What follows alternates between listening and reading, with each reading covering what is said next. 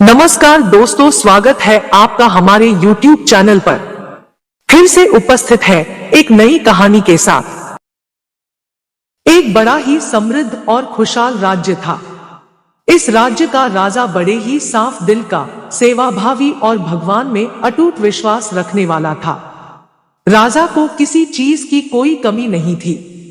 राज्य के सारे लोग राजा से बेहद प्यार करते थे और उसका हर कहा किसी हुक्म की तरह मानते थे। फिर भी राजा जैसे जैसे बूढ़ा होता जा रहा था, वो दुखी रहने लगा था।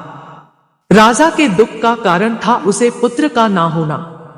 हालांकि राजा की एक पुत्री थी जो बड़ी हो चुकी थी और उसके विवाह का विचार भी अब राजा करने लगा था। राजा अपने बुढ़ापे में संन्यास लेकर प्रभु भक्ति करना चाहता था, लेकिन उसके सामने सबसे बड़ी समस्या यही थी कि राज की बागडोर किसे सौंपी जाए। एक रात इसी चिंता में राजा काफी देर तक भगवान का नाम जपते जपते सो गया। उस रात राजा को सपने में भगवान का साक्षात्कार हुआ और उसे उसकी सारी समस्याओं का समाधान मिला।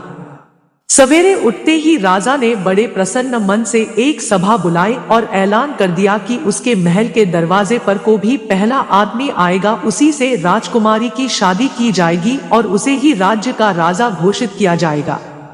सभी लोग जो सभा में मौजूद थे, राजा का ऐसा अजीब ऐलान सुनकर काफी अचंभित हुए। लेकिन सभी लोग जानते थे कि राजा बिना बात के ऐसा कोई भी मूर्खतापूर्ण काम नहीं करेगा, इसलिए उन्होंने राजा को ऐसा करने का कारण पूछा। राजा ने अपने रात के सपने के बारे में सबको बताया तो सबके मन का संदेह दूर हो गया।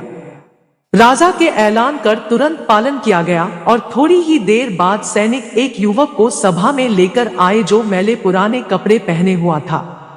राजा ऐलान के अनुसार गरीबों को राजा बना दिया गया, राजकुमारी से उसकी शादी भी कर दी गई।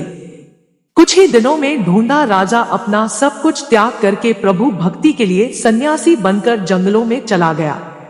धीरे धीरे नए राजा ने राज्य का सारा भार संभाल लिया और बड़े अच्छे से शासन करने लगा।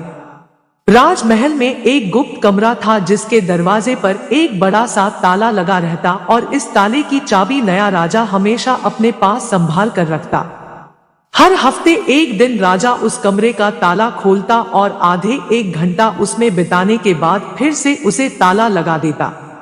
उस चाबी को राजा कभी किसी को छूने भी नहीं देता। अगर कोई उसे छूने की कोशिश करता तो राजा गुस्सा हो जाता। सेनापति, खजांची और सभी मंत्री बड़ी जिज्ञासा के साथ उस कमरे में क्या हो सकता है ये जानना चाहते थे। सभी के दिमाग में यही सवाल घूमता रहता कि आखिर खजाने की चाबी खजांची के पास, शस्त्रागार की चाबी सेनापति के पास और सभी जरूरी दस्तावेज रखे कमरे की चाबी मंत्री के पास है, तो आखिरकार राजा उस गुप्त कमरे की चाबी अपने पास लिए क्यों फिरते हैं और आखिर उसमें क्या ऐसी कीमती चीज है जो राजा किसी को बताते नहीं। इन सभी के लाख कोशिशों के बाद भी राजा ने कभी भी उन्हें उस कमरे में क्या है उसके बारे में नहीं बताया। इन सभी ने जाकर इस बात की खबर रानी के कानों तक पहुंचा दी। रानी को भी जिज्ञासा हुई कि ऐसी कौन सी रहस्यमयी बात है जिसे राजा अपनी धर्म पत्नी से भी छुपा रहे हैं। रानी ने राजा से उस रहस्य को जानने के लिए हट पकड़ लिया। रानी ने खाना पीना सब त्याग दिया। आखिरकार स्त्री हट के आगे राजा को हार माननी पड़ी। राजा रानी, मंत्री और सभी सभासदों को साथ में लेकर उस कमरे के पास पहुंचा और पहली बार सबके सामने उस कमरे को खोला। सभी देखकर हैरान थे क्योंकि उस कमरे में कुछ भी नहीं था सिवा एक फटे पुराने कपड़े के जो दीवार पर टंगा हुआ था। मंत्री ने फटे कपड़े को अपने हाथ में लेते हुए राजा से कहा, महाराज यहाँ तो इस फटे कपड़े के सिवा कुछ भी नहीं है। तब राजा ने कहा, यही तो मेरा सब कुछ है। जब जब मुझे किसी वस्तु का घमंड होने लगता है या जब मैं अपने आप को दूसरों से उत्तम समझने लगता हूँ, तब तब मैं इस कमरे में आकर अपने इन फटे पुराने कपड़ों को देखता हूँ और मुझे याद आ जाता है कि जब मैं इस राज्य में आया था तब मेरे पास इनके अलावा कुछ भी नहीं था और मेरा सारा घमंड खत्म हो जाता है। कहानी से मिलने वाली शिक्षा। दोस्तों, ये कहानी हमें सिखाती है कि कैसे हम अपने भूतकाल को याद रखकर वर्तमान में गलतियां करने से बच सकते हैं।